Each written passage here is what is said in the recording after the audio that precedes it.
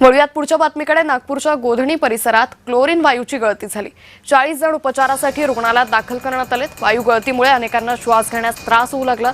4 ते 5 जणांवर आयसीयू मध्ये उपचार सुरू आहेत। गोधणी नगर पंचायत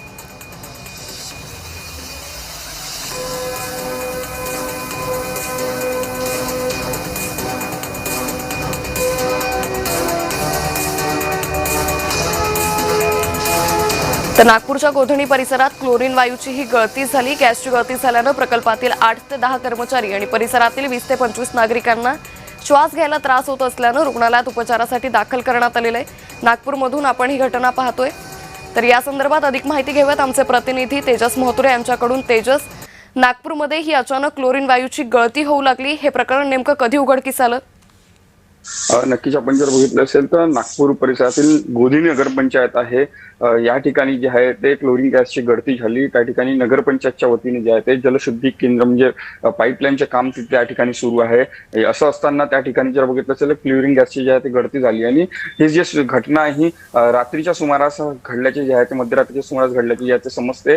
त्यानंतर ह्या संपूर्ण च्या त्रास जे आहे ते सामान्य नागरिकांना तिथं होऊ लागलेला आहे। हळूहळू 1 नाही तर 2 नाही तर अशा आधी तब्बल 40 लोकांना जे आहे ते आता वेगवेगळ्या नागपुरातील रुग्णालयात जे आहे ते दाखल करण्यात आलेले आहे। त्या ठिकाणी जे आहे ते नगरपंचायत प्रशासनाकडून संपूर्ण ह्या पाईपलाईनचे जे काम सुरू आहे, कारण की गोधनी हा नगरपंचायत हद्दीत येतो, त्यामुळे त्या ठिकाणी जे आहे ते नगरपंचायत प्रशासन आहे आणि अशा ठिकाणी जर घटना घडली त्यामुळे तिथले प्रशासन सुद्धा या संपूर्ण याच्यात जे आहे ते व्यवस्थित लागलेलं आहे। आपण जर बघितलं असेल तर पोलीस प्रशासन असेल, एनडीआरएफ टीम असेल त्या ठिकाणी दाखल झाली आणि रेस्क्यू टीम जे आहे ते त्या सगळं संपूर्ण त्या ठिकाणी सुरू आहे। एकूणच जे बघितलं असेल तर 40 लोकांना आतापर्यंत जे आहे ते वेगवेगळ्या रुग्णालयात ते दाखल करण्यात आलेले आहे। यासोबत याचा त्रास जे आहे त्या ठिकाणी जे असलेले पाळीव कुत्रे असतील अशा यांना सुद्धा जे आहे ते मोठ्या प्रमाणात होत आहे आणि त्या ठिकाणी सुद्धा पोलीस प्रशासन जे आहे ते तैनात आहे। एनडीआरएफची टीम प्रशासन आहे। 4 लोकांना जे आहे ते आयसीयू मध्ये दाखल करण्यात आलेले आहे आणि आता संपूर्ण जे आहे ते प्रशासन त्या ठिकाणी जे आहे ते बारकाईने लक्ष ठेवून आहे। तेजस, आणखी एक महत्त्वाचा मुद्दा, या वायू गळतीवरती नियंत्रण मिळवण्यात प्रशासनाला यश आलेलं आहे का आणि या पद्धतीने पुढे दुर्घटना होऊ नये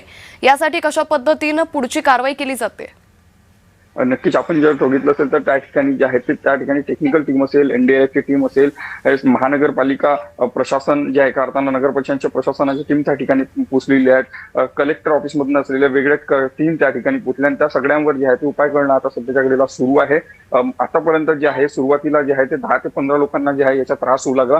हळूहळू त्या परिसरात जे आहे ते वायू गळतीचा त्रास जे आहे ते लोकांना जाणवू लागला। तिथं असह्य संपूर्ण जे आहे ते होऊ लागलं। त्यानंतर जे आहे संपूर्ण परिसरात हे गॅस पोचल्याचे ज्या समजते, त्यानंतर जे आहे ते 40 ते 45 संख्या झालेली आहे आणि आता संपूर्ण लोकांना नागरिकांना तिथल्या ज्या वस्तीतल्या नागरिकांना वस्ती करायला लावली आणि सगळ्यांची जे आहे ते एका अर्थानं म्हणता येईल की प्रकृती स्थिर आहे। सध्याच्या घडीला नागपुरातील मेयो हॉस्पिटल असेल, डागा हॉस्पिटल अशा वेगवेगळ्या रुग्णालयात ज्या त्यांना दाखल करण्यात आलेल्या आहे आणि आता प्रशासनाकडनं सुद्धा जे आहे ती त्या ठिकाणी काळजी घेतली जात आहे। निश्चित तेजस, या संदर्भातले अपडेट घेत राहू। तुर्तास धन्यवाद आपण दिलेल्या सविस्तर माहितीसाठी।